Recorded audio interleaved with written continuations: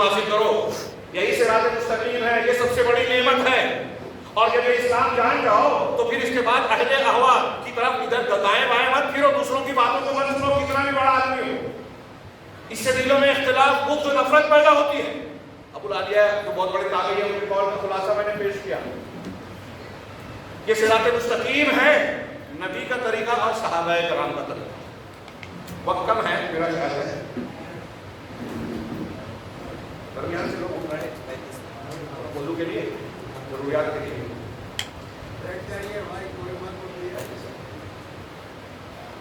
تو اللہ رب العالمین نے یہ جو دوسرا جملہ کہا کہ تم لوگوں کی طرح نہ ہو جاؤ جنہوں نے اختلاف کیا، تفریقے میں پڑ گئے، وہ یہود و نصارہ ہے۔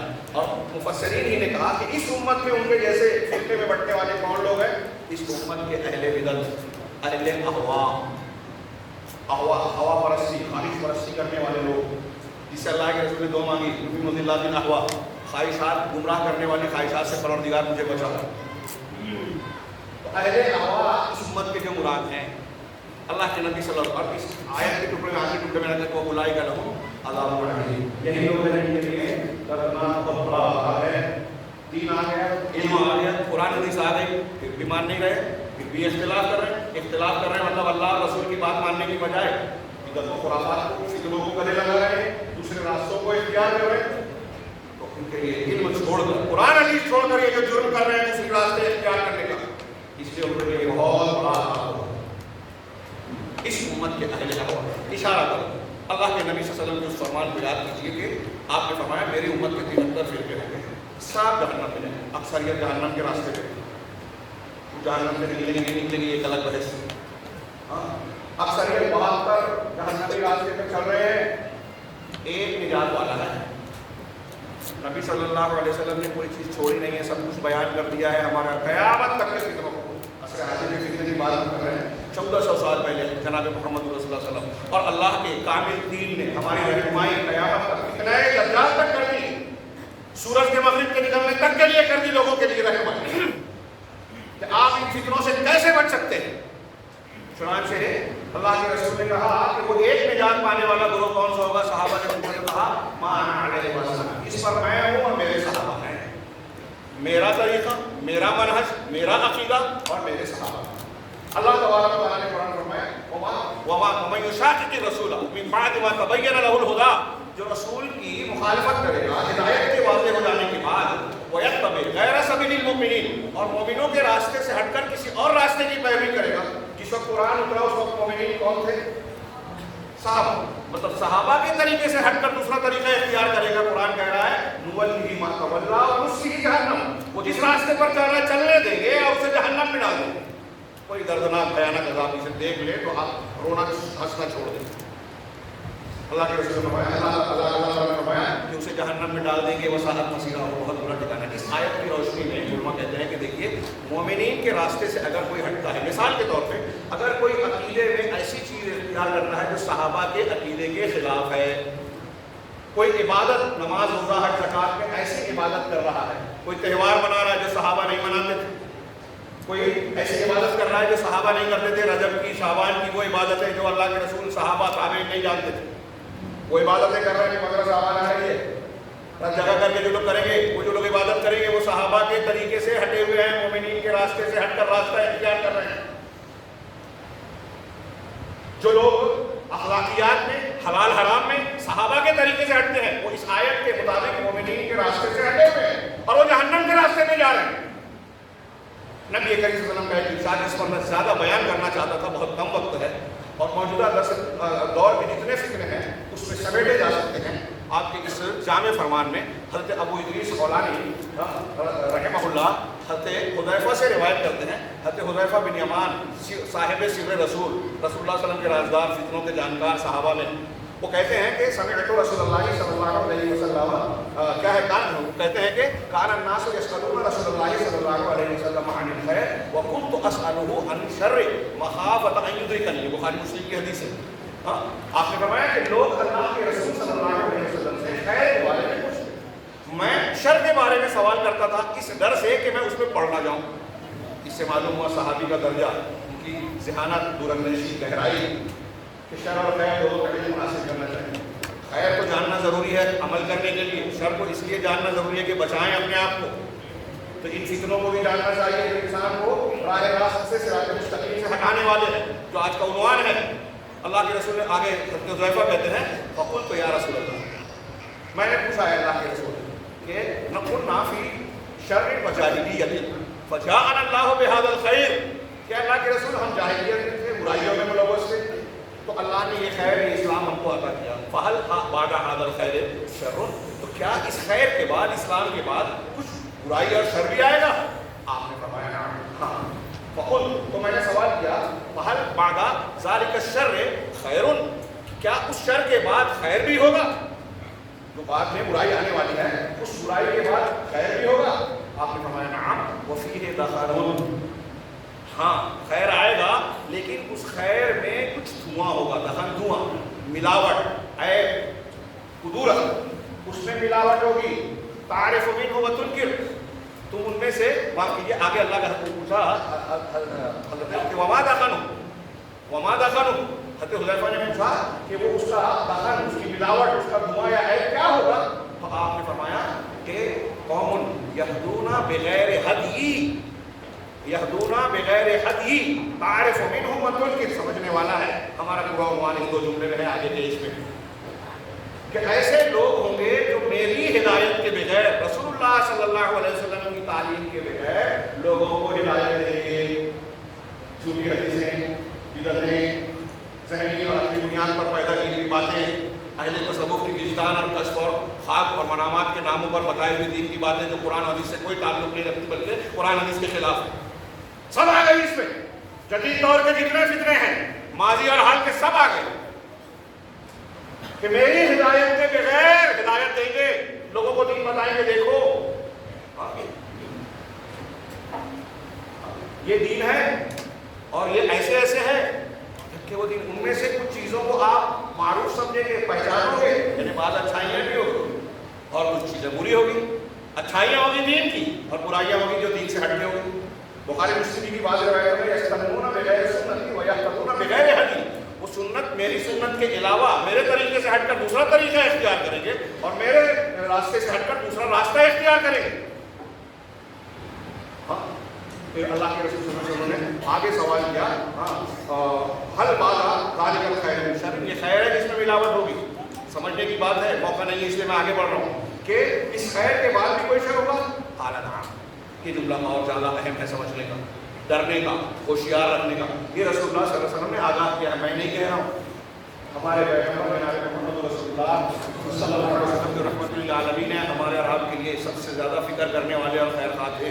لقد جاءکم رسول عزیز علیہ ما عنتم پڑھیے، جاءکم رسول من انفسکم پڑھیے، اللہ کے رسول نے کہا کہ اس خیر کے بعد شرارہ، ہاں دعاء الی ابواب جہنم من اجابهم الیہا قذفوہ فیہا، بہت خطرناک کہ جہنم کے دروازوں کی طرف دعوت دینے والے لوگ ہوں گے، داعی ہوں گے جہنم کے دروازوں کی طرف، مطلب وہ جو چیز بتا رہے ہیں اگر آپ اور ہم یا کوئی اس کو عقیدہ اور عمل میں اختیار کرے گا تو نتیجہ اس کا یہ ہوگا کہ جہنم میں چلا جائے گا۔ دین کا نام لیں گے، دین کا مظاہرہ کریں گے کہ ہم اسلام پسند ہے، دین کا کام کر رہے ہیں، اچھے کالم میں آئیں گے کہ دنیا کے اور آپ کا بھلا چاہتے ہیں، آپ کی اولاد اور نسل کا بھلا چاہتے ہیں، لیکن جہنم کے دروازوں کی طرف بلانے والے ہوں گے جو ان کی اس دعوت کو قبول کرے گا۔ نئے نئے مسلک، نئے نئے دانش اور تنظیمیں، حزبیات پیدا ہو رہی ہیں آج۔ ہاں میرے پاس لکھے ہوئے کتنے ہیں، ان کا تعارف کراؤں لیکن موقع نہیں رہا کہ آج بہت ساری خرابیاں، برائیاں اور مختلف قسم کے افکار پائے جاتے ہیں جو مسلمانوں کے عقیدے کو غیر بے حیثیت بناتے ہیں۔ ہماری نظر میں کہتے ہیں عقیدہ کیا ہے؟ آج دیکھیے بہت سے مسلمان یہ جملے کہتے ہیں کیا توحید لگا ہے، یہ ان کی کوشش ہے۔ اور پھر توحید کو جب غیر اہم کرتے ولا اور برا کا اصول کے ثابت، ولا اور برا آپ کے اندر ہے تو آپ کے اندر دینی غیرت ہے۔ کوئی ایک مسلمانوں میں دعوت ہوتی ہے کہ عقل کو بنیاد بنایا جائے سائنسی طور پہ، قرآن حدیث کی وہ باتیں جو ہمارے عقل میں نہیں آتی نہیں مانیں گے۔ کوئی متشابہات کے پیچھے پڑتا ہے، کوئی حدیثوں اور قرآن کا ٹکراؤ بتا کر جو ہے ایک حدیث سے ایک حدیث کو رد کرنے کی کوشش کرتا ہے۔ جو اللہ تعالیٰ نے کہا اس رسول متشابہات کی اتباع کے کوئی اخبار احاد کو الگ کرتا ہے، کوئی عقل کو بنیاد بناتا ہے. یہ پرانے زمانے میں بھی تھا، آج بھی ہے. اس کی بنیاد پر اللہ رب العالمین کے اسماء و صفات کے بارے میں، عقائد کے بارے میں، غیب کے اصولوں کے بارے میں جو ہے انحرافات لوگوں میں بنائے گئے، پیدا کیے گئے. آج مسلمانوں کی ایک بڑی تعداد ہے جو اللہ رب العالمین کے تعلق سے قرآن حدیث کے ثابت شدہ عقائد کا انکار کرتی ہے یا اس میں انحراف کا شکار ہے. جیسے اللہ عرش پر ہے، ہمارے یہاں ظالمات زدہ جہمیت زدہ احناف وغیرہ کہتے ہیں کہ اللہ ہر جگہ ہے، صوفیہ کہتے ہیں کہ اللہ ہر جگہ ہر چیز میں ہے. دیوبند کے مفتی صاحب نے کہا کہ اس میں بھی ہے، جس کی غیر مسلم پرستش کرتا ہے اس میں بھی اللہ ہے. اس سے بڑی گمراہی کیا ہوگی؟ یہ قدیم اور جدید دونوں دور کا فتنہ ہے. ہر جدید دور میں اور فتنے ہیں کہ لوگ دلیل ماننے کی بجائے لوگوں کو دیکھتے ہیں کہ سیاسی اعتبار سے کیا ہے. ایک فتنے آئے ہیں کہ مسلمانوں کی معیشت پر، عورتوں کے حقوق پر اعتراض کیا جاتا ہے، وراثت کے قانون پر اعتراض کیا جاتا ہے، اسلامی نظام اقتصادیات پر اعتراض کیا جاتا ہے کہ سودی نظام کے بغیر آپ ترقی نہیں کر سکتے. یہ فتنے ہیں. ایک فتنہ یہ ہے کہ علماء ربانیین اور جماعت حقہ کو بدنام کیا جاتا ہے کہ آپ ان سے دور ہو جائیں، بدزن ہو جائیں. جماعت اہل حدیث پر الزامات لگائے جاتے ہیں، علماء اہل حدیث کو برا بھلا کیا جاتا ہے کہ یہ تو در خرید ہے، یہ حیض و نفاس کے علماء ہے. یہ میں نہیں کہہ رہا ہوں کہ جملے ہیں کتابوں میں لکھے ہوئے ہیں اخوانیین اور دوسروں کے. چونکہ وقت کم تھا اس لیے میں نے سرسری طور سے جدید فتنوں کی طرف اشارہ کیا. اور ایسے فتنے ہمارے گھر گھر میں ہیں، موبائل پر ہیں، کلپس میں ہیں، ہمارے یہاں دعات کی شکل میں ہیں، مختلف جماعتوں کی شکل میں ہیں، جو لبرلزم کی طرف بلاتا ہے، جو جمہوریت کی طرف دعوت دیتا ہے، جو شیوعیت کی طرف بلاتا ہے، کمیونزم کی طرف بلاتا ہے، جو مرد اور عورت کی آزادی کا دعوے دار ہے. یہ سب جہنم کے دروازوں کی طرف بلانے والے دعائیں. اسی طرح ایک معین سب کی پیروی کی جائے، دلیل کچھ بھی کہے، قرآن حدیث کچھ بھی کہے، فلاں کی تنقید کرو، فلاں پیر صاحب پر بیعت کر کے ان کی بات مانو، تو یہ دعوت دیتا ہے وہ جہنم کی طرف بلا رہا ہے. جہنم میں ہمیشہ رہے گا، پہلے رہے گا، دائمی رہے گا یا عارضی رہے گا، یہ ایک الگ بحث ہے. جتنے لوگ ایک جملے میں قرآن و حدیث سے ہٹ کر کسی اور چیز کی طرف دعوت دے رہے ہیں وہ جہنم کی طرف بلانے والے لوگ ہیں. قدیم سے لے کر جدید تک ایسے بہت سے فتنے ہیں. اس لیے میرے بھائیوں، اپنے اور اپنے آپ کو، اپنے بال بچوں کو، اپنی ماؤں بہنوں کو ان فتنوں سے بچانے کا یہ انتظام کیجیے کہ قرآن حدیث کی تعلیم دیجیے. یہ اللہ کے رسول نے ہم کو متنبع اور آگے آگاہ کیا ہے اور کہا کہ جو ان کی دعوت کو لبیک کہے گا وہ اسے جہنم میں ڈال دیں گے. کل تو یا رسول اللہ سکھوں لنا، تو اللہ کے رسول بتائیے وہ کون لوگ ہوں گے؟ آپ نے فرمایا ہم من جلدتنا ویتکلمون بألسنتنا، کہ وہ ہمارے ہی درمیان میں سے ہوں گے. کوئی سنیل، اشوک، دلیپ نہیں ہوگا، کوئی ولیم، جارج نہیں ہوگا، بلکہ عبداللہ، عبدالرحمان ہوں گے، ڈاکٹر اسرار ہوں گے، محمد علی رضا ہوں گے. یہ ہمارے جیسے نام ہوں گے، دین کی دعوت کا دعویٰ کریں گے، علماء کو چیلنج کریں گے بظاہر، لیکن جب علماء جائیں گے تو تم دبا کے بھاگ جائیں گے. ہمارے درمیان سے ہوں اور ہماری زبان میں بات کریں گے، قرآن حدیث پیش کریں گے کہ فلاں آیت میں یہ ہے، فلاں حدیث میں یہ ہے. بہت اہم بات کہہ رہا ہوں اور بہت ذمہ داری سے کہہ رہا ہوں میرے بھائیوں، کہ کوئی کسی پر طرز اور کسی کا مذاق اڑانے کے لیے نہیں ہے، ہنسنے کے لیے نہیں ہے. یہ جو دعوت دے رہے ہیں ڈاکٹر اسرار صاحب وحدت الوجود کی، مرزا انجینئر جو صحابہ کرام کی اور وہ بہادر مومنین کی گستاخیاں کرتا ہے، یہ کیسے صحیح ہو سکتے ہیں اور ہم کیسے ان کے پیچھے پڑے رہتے ہیں، کیسے ہمارے نوجوان کی کلپ کو فارورڈ کرتے ہیں. اللہ نے بہت برا ہے. اس لیے اس حدیث کے دو جملہ بول سکتا ہوں، اس حدیث کے جملوں کو پورا کرو. یہ جو میں نے کہا ہے اس پر غور کیجیے. اس کے تناظر میں کیسے کیسے لوگ گمراہ ہوتے ہیں. میں نے ایک 11-12 وجوہات لکھی ہے کہ لوگ کیسے رائے حق سے بھٹکتے ہیں، کیا کیا اصول لوگوں نے اختیار کر رکھے ہیں، اسے دین اور اچھا سمجھتے ہیں جبکہ وہ گمراہی نہیں. اللہ کے رسول نے کہا کہ وہ ہمارے ہی بیچ سے ہوں گے، کرتے والے، داڑھی والے، قرآن حدیث کی بات کرنے والے، عربی جاننے والے، اسلام پسندی کا دعویٰ کرنے والے. وَيَتَكَلَّمُونَ بِأَلْسِنَتِهِمْ، ہماری زبان میں گفتگو کریں گے. کوئی کافر، علامہ ابن جوزی نے کہا مقدمہ الموضوعات میں بس ایک بات، وہ کہتے ہیں کہ اسلام کو جو حدیثوں کو گڑھنے والے اور بدعتی لوگ ہیں، اس معنی کی کئی اقوال سلف میں، حدیثوں کو، جھوٹی حدیثوں کو بنانے والے ہیں اور بدعتی لوگ ہیں، وہ مسلمانوں کے حق میں ملحد غیر مسلموں سے زیادہ نقصان دہ ہیں، زیادہ برے ہیں.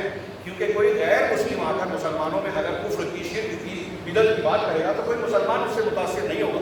لیکن ہمارے درمیان کے داڑھی ٹوپی والے، لمبے کرتے والے یا پھر ڈگریوں والے آ کر کہیں گے، قرآن کی باتوں کو بدل کر شرک کو پیش کریں گے. جتنی شرکیات اور خرافات لوگ کرتے ہیں اسے قرآن حدیث کی طرف جو ہے منسوخ کرتے ہیں. ایسا جھوٹ جب بولیں گے تو عوام دھوکہ پائیں گے. اس لیے اللہ کے رسول صلی اللہ علیہ وسلم نے اس حدیث میں یہ بھی کہا کہ اس حدیث میں یہ بھی اشارہ ہے کہ مجھے سب سے زیادہ ڈر جن لوگوں سے ہے وہ الائمۃ المضلین، گمراہ کرنے والے پیشوا ہیں. آپ کسی کے لیے ڈر رہے ہیں، کسی کو پیر دانشور سمجھ رہے تو یہ دیکھ لیجئے کہ وہ گمراہ کرنے والا پیشوا تو نہیں ہے، وہ قرآن حدیث اور صحابہ کے متفقہ عقائد اور منہج سے ہٹا ہوا تو نہیں ہے۔